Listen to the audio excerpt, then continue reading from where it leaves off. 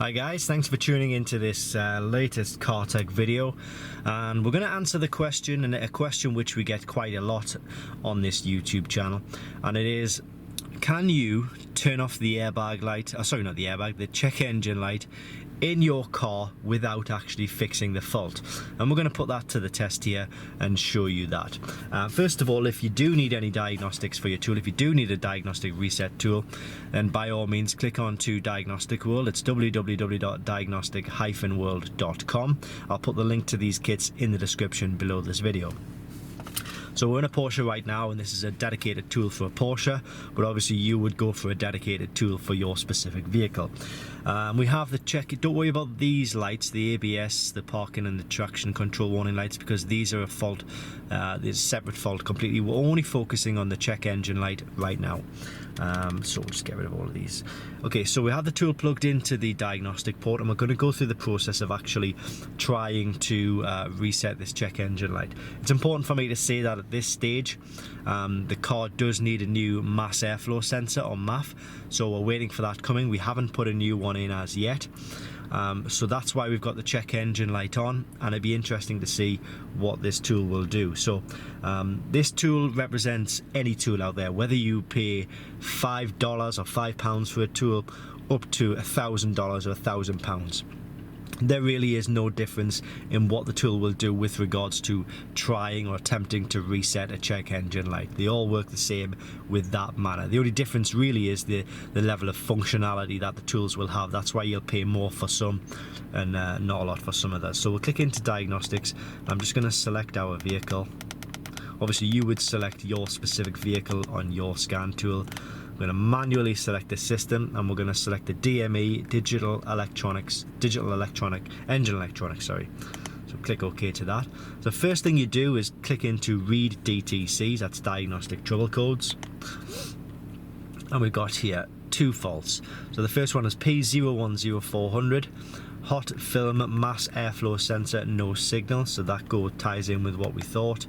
This one, I believe this one is because of a low battery that we've got. We need to change the battery in this car, so we keep getting these instrument cluster faults, and that always happens when your battery's starting to run low, so I'm not worried about that either. The one I'm worried about is this one here. Because the engine's running now, we'll probably get rid of this fault, but maybe not this one, I don't know. Right, so click into clear DTCs, which is diagnostic trouble codes. I'm going to click OK. So when I click OK, we're basically telling the scan tool to clear those fault codes and turn off that check engine light. So let's see what happens. I'm going to click OK. Erase operation done, and the check engine light has gone off. But let's take a look at the fault codes. Read DTCs. The fault code is still there. I suspect with regards to the check engine light, and I've covered this in a few different videos, each car works differently. So sometimes the check engine light might come straight back on, sometimes it might come on after a few starts, sometimes it might come back on after, say, 50 miles or so. The only real way to check is to sort of try it and then see what happens. But in this case, what I'm going to do is just stop the engine, take the key out, start the engine again, see if it comes back on. Now the ABS faults have come back on. Check engine light hasn't, but I suspect because the Porsche cars generally take a few starts. There we go. The check engine light has come back on. So in this particular car's case, it's going to take 2 starts for it to realise that actually the fault hasn't been fixed, and I want you to do something about this check engine light, i.e. fix the fault which it's telling us right here. It's cleared one of the faults. With regards to the communication, those faults generally will go quite easily if the battery's running okay. But this particular fault here needs to be fixed. So we're going to put a new MAF in. Once we've done that, we'll be able to come back in, clear the fault codes like we did, and get rid of that check engine light for good.